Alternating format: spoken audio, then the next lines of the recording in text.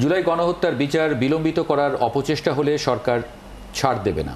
বুধবার আন্তর্জাতিক অপরাধ ট্রাইব্যুনাল ২ এর চেয়ারম্যান বিচারপতি নজরুল ইসলাম চৌধুরী এমন হুঁশিয়ারি দিয়েছেন। এদিকে চানখারপুলের হত্যা মামলায় এক সাক্ষী আদালতে জানান, আন্দোলনের সময় আইনশৃঙ্খলা বাহিনীর সদস্যদের মুখে হিন্দি ভাষা শুনতে পান তিনি। আরও জানাচ্ছেন সৈকত সাদিক। জুলাই অভ্যুত্থানে রাজধানীর অদূরে আশুলিয়া হত্যা ও লাশ পোড়ানোর মামলার এক আসামির পক্ষে নতুন 2টি আবেদন করা হয়। মামলাটিতে অভিযোগ গঠনের শুনানি শেষে আবেদনগুলোর বিষয়ে বিচারকের দৃষ্টি আকর্ষণ করে প্রসিকিউশন তাদের দাবি সময়ক্ষেপণ করতেই এমনটা করা হয়েছে। এই সময় ট্রাইব্যুনাল 2 এর চেয়ারম্যান বিচারপতি নজরুল ইসলাম চৌধুরী বিচার বিলম্বিত করা নিয়ে মন্তব্য করেন। পরে বিষয়টি নিয়ে গণমাধ্যমে বিস্তারিত জানান এই প্রসিকিউটর। ডিফেন্সের পক্ষ থেকে বেশ কয়েকটি আবেদন করা হয়েছিল, যে আবেদন এই আইন বা রুলসের কোথাও উল্লেখ করা নাই, এবং এই উক্ত আবেদনগুলোতে যে সকল ধারা উল্লেখ করা হয়েছে সেই ধারায় ওই আবেদন করার কোনো এখতিয়ার ডিফেন্সের নাই। এরকম কিছু আবেদনের প্রেক্ষিতে ট্রাইব্যুনাল বলেছেন যে এই ট্রাইব্যুনালের মামলা বিলম্বিত করার ক্ষেত্রে যে কোনো ধরনের পদক্ষেপ যদি কেউ নিয়ে থাকে তা ট্রাইব্যুনাল এই আইন অনুযায়ী বাধা দিবেন এবং কাউকে এ ধরনের কোনো সুযোগ দিবেন না। এদিকে আশুলিয়ার মামলার অভিযোগ গঠনের জন্য 21শে আগস্ট আদেশ দেওয়ার দিন ঠিক করেছেন ট্রাইব্যুনাল। একজন নিরস্ত্র পুলিশ কিভাবে গুলি করে অস্ত্রদের মারতে পারে এটা আমার জানা নাই।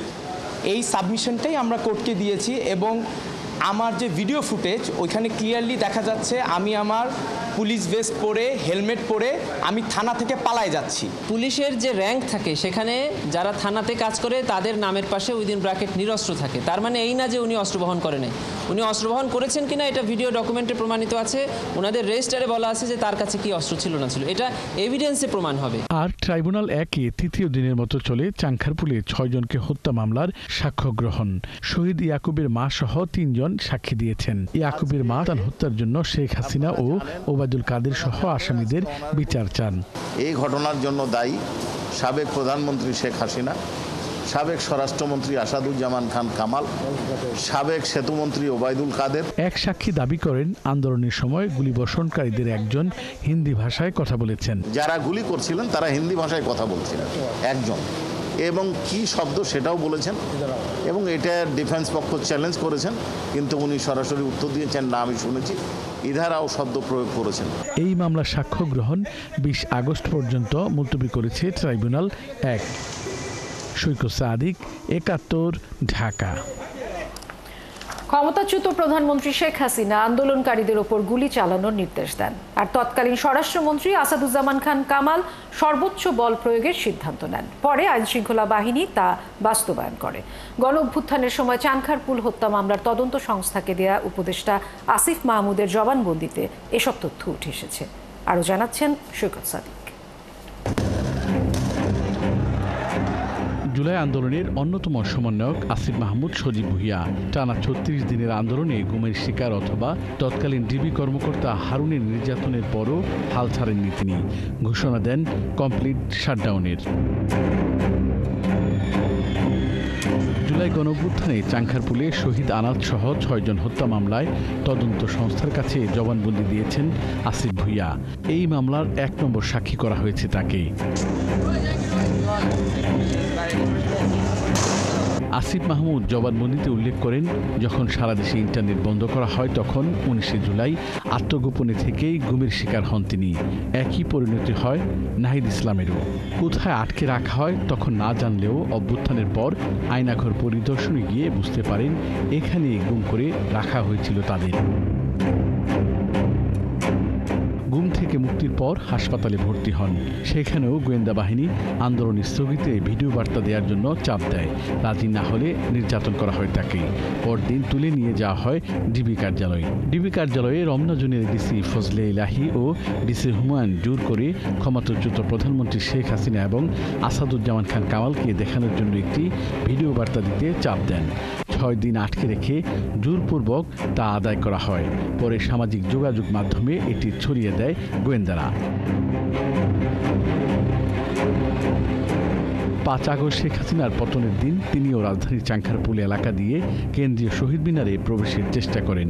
বেলা 12:30টার দিকে চাংখারপুলে পৌঁছান তিনি। সেখানে বুরহানুদ্দিন কলেজের পাশে একটি দোতলা ভবন থেকে পুরো ঘটনা পর্যবেক্ষণ করেন। নিরস্ত্র ছাত্র জনতার উপর police sound grenade, tear shell, shotgun ও রাইফেল দিয়ে বেপরোয়া গুলি চালায়। দুপুরের দিকে জানতে পারেন 2 জন শহীদ হয়েছেন। সজীব ভুঁইয়ার জবানবন্দিতে আরও উঠে আসে 40-50 জন পুলিশের গুলিতে চাংখারপুলে 6 জন শহীদ হন। ডিএমপির সাবেক কমিশনার হাবিবুর রহমান, যুগ্ম কমিশনার সুদীপ কুমার চক্রবর্তী, রমনা জোনের এডিসি আক্তার, এসি ইমরুল, পরিদর্শক আরশাদ গংয়ের উপস্থিতি ও নির্দেশনায় কনস্টেবল সুজন, ইমাজ হোসেন ইমন ও নাসিরুল গুলি চালায়। তাদের গুলিতে শহীদ হন আনাস, জুনাইদ, ইয়াকুব, রাকিব, ইসমামুল ও মানিক। শেখ হাসিনা আন্দোলনকারীদের উপর প্রাণঘাতী অস্ত্র ব্যবহারের নির্দেশ দেন। তৎকালীন স্বরাষ্ট্রমন্ত্রী আসাদুজ্জামান খান কামাল এই নির্দেশনা বাস্তবায়নে নিজ বাসায় দফায় দফায় বৈঠক করে সর্বোচ্চ বল প্রয়োগের সিদ্ধান্ত নেন। আইন শৃঙ্খলার বাহিনীর সদস্যরা ব্যবহার করেন প্রাণঘাতী মারণাস্ত্র। সৈকত সাদিক, 71, ঢাকা। প্লট দুর্নীতির 3 মামলায় শেখ হাসিনা, শেখ রেহানা, টিউলিপ সিদ্দিক, রাদওয়ান মুজিব সিদ্দিক ও আজমিনা সিদ্দিক সহ 23 জনের বিরুদ্ধে প্রথম দিনের সাক্ষ্য গ্রহণ করেছে আদালত। দুদকের কর্মকর্তারা আদালতকে জানান, প্লট বরাদ্দের জন্য সাবেক প্রধানমন্ত্রীর উপর চাপ প্রয়োগ করেন টিউলিপ সিদ্দিক। পরে রাজুকের আইন ভঙ্গ করে শেখ হাসিনা ক্ষমতার অপব্যবহার করে শেখ রেহানা সহ তার পরিবারের নামে 30 কাঠা প্লট বরাদ্দ নেওয়া হয়। বিস্তারিত নজরুল ইসলামের প্রতিবেদনে। ক্ষমতায় থাকাকালে পূর্বাঞ্চলে রাজুকের প্লট বরাদ্দ নেন শেখ হাসিনা ও তার পরিবার। বিষয়টি জানার পর নিজের নামে জমি চান শেখ রেহানার মেয়ে ব্রিটিশ এমপি টিউলিপ সিদ্দিকিও। বুধবার ঢাকার 4র্থ বিশেষ জজ আদালতে এমন সাক্ষ্য দেন দুদক কর্মকর্তারা। প্লট দুর্নীতির 3টি মামলায় আদালতকে তারা জানান, জমির জন্য শেখ হাসিনার ওপর চাপ প্রয়োগ করেন টিউলিপ সিদ্দিক। পরে প্রধানমন্ত্রীর কার্যালয় থেকেও রাজুক চেয়ারম্যানকে বরাদ্দের নির্দেশ দেওয়া হয়। অবৈধ পারিতোষিক পাবার আশায় বা অবৈধভাবে তার সুবিধা পাওয়ার আশায় প্রধানমন্ত্রীর কার্যালয় থেকে যে নির্দেশনা গিয়েছে, সেই নির্দেশনা অনুযায়ী তারা এই প্লট বরাদ্দের বিষয়ে তারা রাজুকের যে চেয়ারম্যান তাকে সুপারিশ করেছে বা নির্দেশ দিয়েছে, সেই অনুযায়ী তাকে এই প্লটগুলো বরাদ্দ দেওয়া হয়েছে। রাজধানীতে স্থাবর সম্পদ থাকার পরেও কোনো আবেদন ছাড়াই শেখ রেহানা, টিউলিপ সিদ্দিক ও রাদওয়ান মুজিব সিদ্দিক প্লট বরাদ্দ নেন বলে জানান সাক্ষীরা। দুদক আইনজীবীরা বলেন, আবাসন নীতিমালার সব আইন লঙ্ঘন করেছেন আসামিরা। আসামি রেহানা সিদ্দিক, ওনার যে এই পূর্বাঞ্চলে যে আবাসন প্রকল্পে যে প্লট বরাদ্দের বিষয়টা, সেখানে শেখ রেহানা তিনি চেয়ারে থেকে উনি অবৈধভাবে তিনি তার ক্ষমতার অপব্যবহার করে তার বোন শেখ রেহানাকে এই প্লট বরাদ্দ দিয়েছেন। সে মর্মে এখানে যে রাজধানী উন্নয়ন কর্তৃপক্ষের যে বিধি আছে, সেই সব বিধি লঙ্ঘন করেছেন। লঙ্ঘন করে এই প্লটগুলো বরাদ্দ দেওয়া হয়েছে। এর আগে সোমবার একই অভিযোগের 3টি মামলায় সাক্ষ্য গ্রহণ হয়েছে। মামলায় হাসিনা ও রেহানা পরিবারকে পলাতক দেখিয়ে বিচার কাজ চলছে। নজরুল ইসলাম, 71, ঢাকা। দেশ নির্বাচনী ট্রেনে উঠে গেছে উল্লেখ করে বিএনপি নেতা আমির খসরু মাহমুদ চৌধুরী বলেছেন, এখন হুমকি ধামকি দিয়ে ভোট বন্ধ করা যাবে না। দলটির স্থায়ী কমিটির আরেক সদস্য এজেডএম জাহিদ হোসেন বলেছেন, চাপ বা ধমক দিয়ে নির্বাচনের যাত্রা থামানো যাবে না। বুধবার রাজধানীতে আলাদা অনুষ্ঠানে এসব কথা বলেন তারা। আরও জানাচ্ছেন মামুন হোসেন। বেসরকারি বিনিয়োগ প্রতিষ্ঠানের আয়োজন করে বিনিয়োগ সম্মেলন। তাতে যোগ দেন বিএনপির স্থায়ী কমিটির সদস্য আমির খসরু মাহমুদ চৌধুরী। সম্মেলন শেষে গণমাধ্যমের সাথে কথা বলেন তিনি। কোনো দল গোষ্ঠীর জন্য নির্বাচন হয়, দেশের জনগণের জন্য নির্বাচন হয় এবং জনগণ নির্বাচনী ট্রেনে ঢুকেছে, তারা তাদের ভোট দিতে চায়। ভোট দিয়ে নির্বাচিত প্রতিনিধি সরকার সংসদ করতে চায়, যারা তাদের কাছে দায়বদ্ধ থাকবে। র্যাবের নবনির্বাচিত নেতাদের সাথে শহীদ প্রেসিডেন্ট জিয়াউর রহমানের সমাধিতে শ্রদ্ধা জানাতে যান বিএনপির স্থায়ী কমিটির সদস্য ডাক্তার এজেড জাহিদ হোসেন। এ সময় তিনি জানান, চাপ দিয়ে নির্বাচন বন্ধ করা যাবে না। সরকারের একটি অংশ এখনও যারা সরকারের সাথে সম্পৃক্ত আছেন, সেই অংশের পক্ষ থেকে কেউ যখন বলেন নির্বাচন এটা না করলে হতে দিব না, ওটা না করলে হতে দিব না, আবার গণতন্ত্রের কথা বলবেন। গুলশান কার্যালয়ে সংবাদ সম্মেলন করেন রুহুল কবির রিজভী। তিনি জানান, পিআর পদ্ধতি যারা চাইছে তাদের উদ্দেশ্য ভিন্ন। পৃথিবীর অন্যান্য দেশে যেখানে এটি চালু রয়েছে সেখানেও কিন্তু আবার নতুন করে সেখানে ভাবা হচ্ছে। তো হঠাৎ করে এটি যদি আমরা এখন প্রবর্তন করতে যাই তাহলে এক ধরনের জটিলতা তৈরি হবে এবং আমার মনে হয় যে এখন যারা এই কথাটি বলছেন সেটা আমার মনে হয় যে এক ধরনের জটিলতা তৈরি করা ছাড়া আর অন্য কোনো উদ্দেশ্য আছে বলে আমরা মনে করি না। রিজভী জানান, 15 আগস্ট বেগম খালেদা জিয়ার 81তম জন্মদিনে কেক কেটে নয়, দোয়া মোনাজাত করে পালন করা হবে। মামুন হুসাইন, 71, ঢাকা। আগের মতো আবারও ভোটাধিকার হরণের ষড়যন্ত্র চলছে বলে অভিযোগ করেছেন জামায়াতে ইসলামী বাংলাদেশের নায়েবে আমির ডাক্তার সৈয়দ আবদুল্লাহ মোহাম্মদ তাহের। রাজধানীর বিজয়নগরে জুলাই ঘোষণাপত্র ও জুলাই সনদের আইনগত ভিত্তি প্রদান এবং তার আলোকে আগামীর জাতীয় সংসদ নির্বাচন অনুষ্ঠানের দাবিতে বিক্ষোভ সমাবেশে তিনি এই অভিযোগ করেন। তাহের বলেন, একটি দল বাকি দলগুলো ছাড়া জুলাই ঘোষণাপত্র শর্তহীনভাবে গ্রহণ করে নাই। কি বললাম আমি? নির্বাচনে যেতে চায়, কিন্তু তার আগে সুষ্ঠু নির্বাচন হওয়ার বিষয়গুলো জনসমক্ষে উদ্ভাসিত হতে হবে, পরিষ্কার হতে হবে, আনন্দমুখর পরিবেশ তৈরি করতে হবে। সরকার যেই ঘোষণাপত্র দিয়েছে, একটি মাত্র দল অভিনন্দন জানিয়েছে।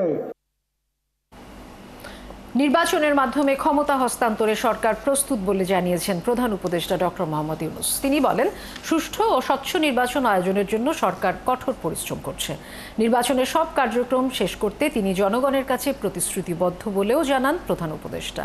বুধবার কেবাংসান ইউনিভার্সিটির শিক্ষার্থীদের উদ্দেশ্যে দেয়া ভাষণে ডক্টর মোহাম্মদ ইউনূস আরও বলেন, মালয়েশিয়া বাংলাদেশ বিভিন্ন খাতে একযোগে কাজ করবে। সুফিয়ান ফারাবির প্রতিবেদন।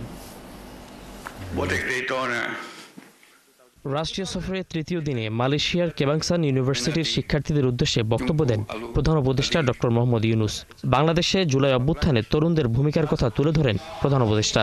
বলেন, বর্তমান সরকার তরুণদের আকাঙ্ক্ষার বাস্তবায়ন করছে। নির্বাচিত প্রতিনিধির কাছে ক্ষমতা হস্তান্তরে প্রস্তুত তার নেতৃত্বাধীন সরকার।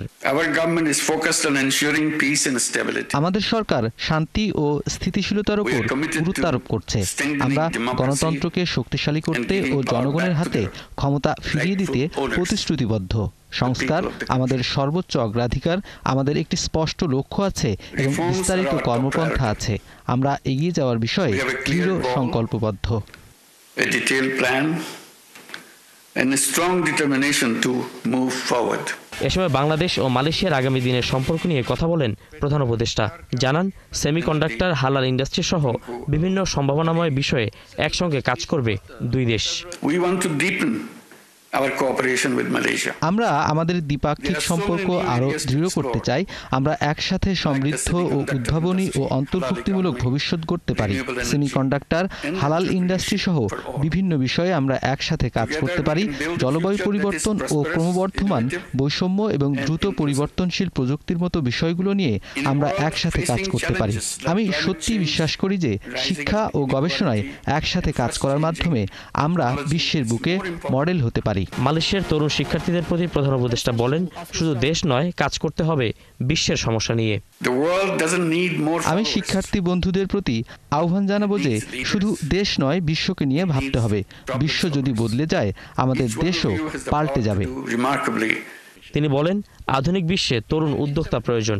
চাকরির পেছনে নয়, তরুণদের উদ্ভাবনী ক্ষমতা নিয়ে এগিয়ে আসতে হবে। বৈশ্বিক চ্যালেঞ্জগুলো মোকাবেলায় তরুণদেরকে এগিয়ে আসতে হবে এবং পথ দেখাতে হবে। অনুষ্ঠানে প্রধান উপদেষ্টাকে সম্মাননাসূচক ডক্টরেট ডিগ্রি প্রদান করে বিশ্ববিদ্যালয়টি। সুফিয়ান ফারাবি, 71, ঢাকা। 15ই আগস্টে কার্যক্রম স্থগিত আওয়ামী লীগের ব্যানারে কাউকে রাস্তায় নামতে দেবে না অন্তর্বর্তী সরকার। প্রধান উপদেষ্টার প্রেস সচিব বলেন, দিনটি নিয়ে সরকারের আলাদা কোনো ভাবনা নেই। ঢাকা মহানগর পুলিশ বলছে, যে কোনো ঘটনা এড়াতে গোয়েন্দারা কাজ করছে। আর সুশীল সমাজের কেউ কর্মসূচি দিলেও তা পর্যবেক্ষণ করে সিদ্ধান্ত নেওয়া হবে। আরও জানাচ্ছেন মোহন ইসলাম। বছর ঘুরে আবারও আসছে 15ই আগস্ট। জুলাই হত্যাকাণ্ডের বিচার শেষ না হওয়া পর্যন্ত আওয়ামী লীগের কার্যক্রমও স্থগিত করেছে সরকার। তবে কেউ কেউ শেখ মুজিবুরের শাহাদাত বার্ষিকীতে শোক দিবস পালনের আহ্বান জানিয়েছেন। আগামী 15ই আগস্ট জাতির একটি শোক দিবস। আপনারা যে যেখানে থাকেন, সেদিন শুক্রবার সেহেতু অন্তত কালো জামা না হলেও কালো একটা ব্যাজ ধারণ করেন। সুশীল সমাজের কারো কারো এরকম কর্মসূচি নিয়ে পুলিশের কাছে সুনির্দিষ্ট কোনো তথ্য নেই। ঢাকা মহানগর পুলিশ বলছে, এরকম কিছু হলে তাৎক্ষণিকভাবে সিদ্ধান্ত নেওয়া হবে। যদি কোনো দিবসকে কেন্দ্র করে কোনো দল বা গোষ্ঠী আইনশৃঙ্খলা বিনষ্ট করার চেষ্টা করে, তবে সেই ক্ষেত্রে আমরা আমাদের পেশাদারিত্বের সাথে আইনের মধ্যে থেকে আমরা সেই বিষয়গুলো মোকাবেলা করব। তিনি আরও জানান, দিনটিকে ঘিরে সাময়িক নিষিদ্ধ আওয়ামী লীগ কিছু করে কিনা তা নজরদারিতে রেখেছে গোয়েন্দারা। কোনো বিশেষ জায়গায় যদি অতিরিক্ত জনবল মোতায়েন করতে হয়, সেটা পরিবেশ পরিস্থিতি বিবেচনা করে আমরা গ্রহণ করে থাকি। সরকারের সর্বোচ্চ পর্যায় থেকেও বিষয়টি মনিটর করা হচ্ছে। প্রধান উপদেষ্টা প্রেস সচিব জানান, আওয়ামী লীগের ব্যানারে কাউকে রাজপথে নামতে দেয়া হবে না। আওয়ামী লীগের কার্যক্রম নিষিদ্ধ বাংলাদেশে। তো যদি আওয়ামী লীগের কোনো কর্মী এই কার্যক্রম নিষিদ্ধ এই ব্যানকে ডিফাই করে যদি আবার কোনো কার্যক্রম করতে যান, অবশ্যই তাকে আইনের আওতায় আনা হবে। অগাস্ট মাসে 31টা দিন, 15ই আগস্টও অগাস্ট মাসের যে কোনো একটা দিন। দিনটিকে ঘিরে ধানমন্ডি 32-এ কড়া অবস্থান রাখার পরিকল্পনা নিয়েছে পুলিশ। মোহন ইসলাম, 71, ঢাকা। জাতীয়করণের দাবিতে কর্মসূচি 3 দিনের জন্য স্থগিত করেছেন এমপিওভুক্ত শিক্ষকরা। বুধবার সকাল 10:30 থেকে বেলা 3টা পর্যন্ত জাতীয় প্রেস ক্লাবের সামনে সমাবেশ করেন তারা। পরে শিক্ষা উপদেষ্টার সাথে বৈঠকের পর কর্মসূচি স্থগিত করা হয়। বিস্তারিত ইমতিয়াজ সনির প্রতিবেদনে।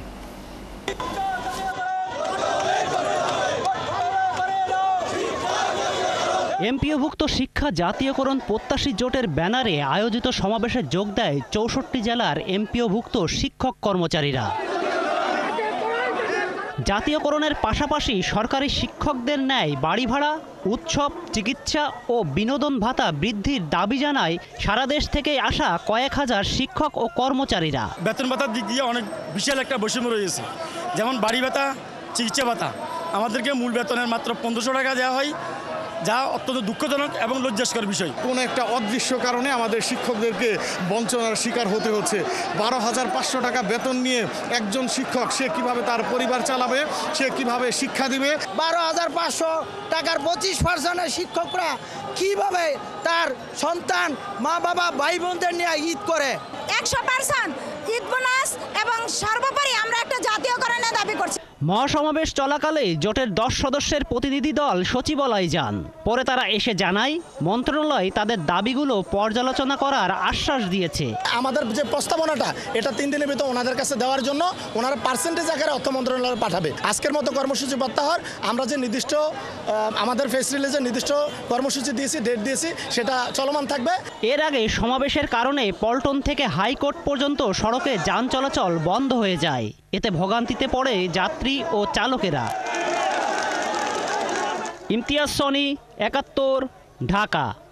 চলছে সংবাদ সংযোগ। সরাসরি সংবাদ অনুষ্ঠান দেখতে চোখ রাখুন 71-এর ফেসবুক পেজে এবং সাবস্ক্রাইব করুন 71-এর ইউটিউব চ্যানেল।